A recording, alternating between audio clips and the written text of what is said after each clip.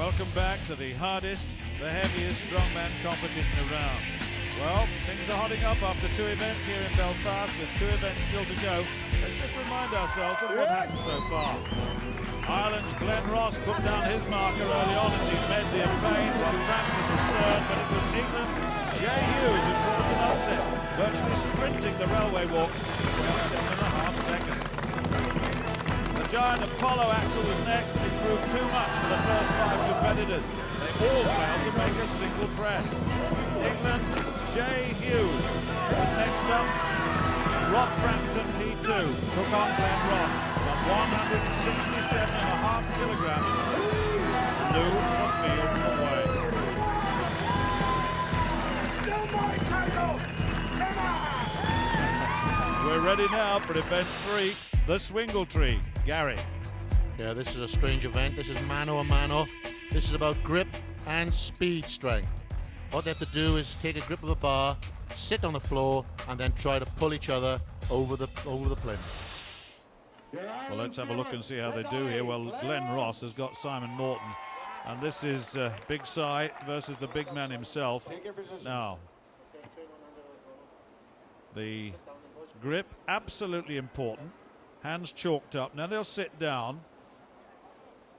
I really think that Simon Norton might be in some difficulty here. I think a little bit of body weight may come into this one, as we'll see. Yes, 1-0. Absolutely magnificent performance by Glenn Ross. I mean, he's sheer power. He's 31 stone. He really is a big man. Well, Jay Hughes and Mike Williams next up.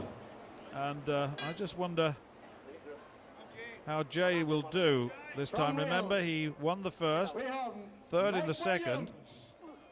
He's in contention. He's in a medal position at the moment. Jay at the far side, just closest to us now.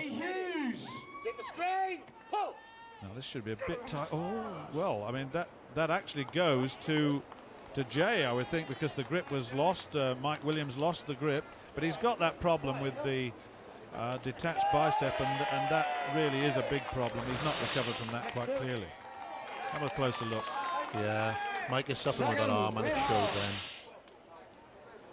Yes, it did. We got Nigel Troy on the left against Rob Frampton. Now, once again, you've got a mismatch, really. I mean, Nigel is 19 stone, 19.5 stone, having said that, and you've got a 26-stone man. So, in many respects, you were saying that the weight factor plays a big, big part in this. Obviously, there's got to be an incredible grip, but the weight factor is important.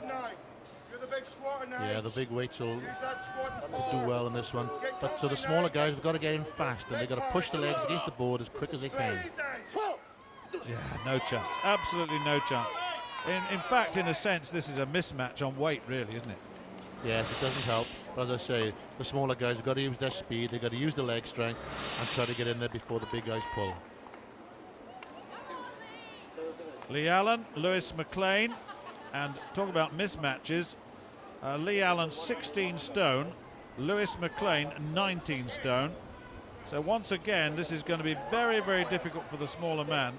It's very much in favour of the less mobile competitors here. Now let's have a look and see how Lee Allen gets on here. Yeah. Once again, you've got a problem, and Lewis McLean from Fort William comes out the winner. Look at the difference in size between them. Have another look at that.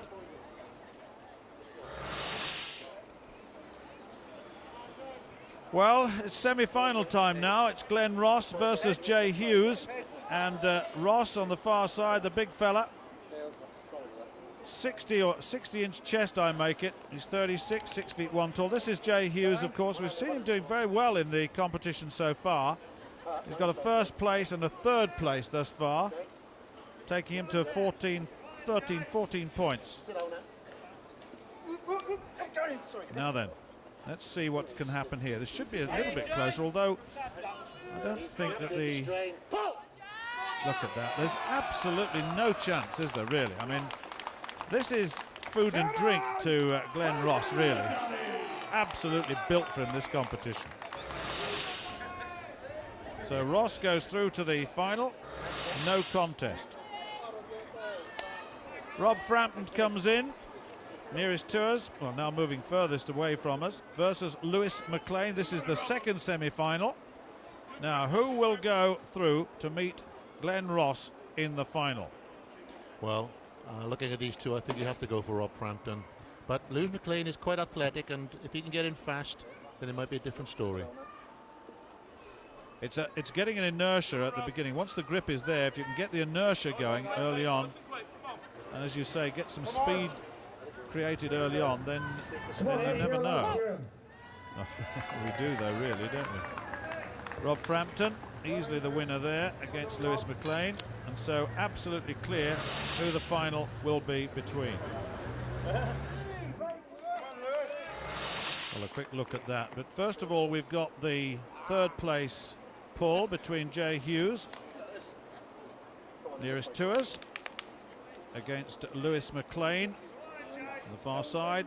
This may well be a more even contest in terms of their stature. Look at this, they're attempting to get a grip. It looks a bit slippery on that bar, you can see that. Now then, they'll sit in.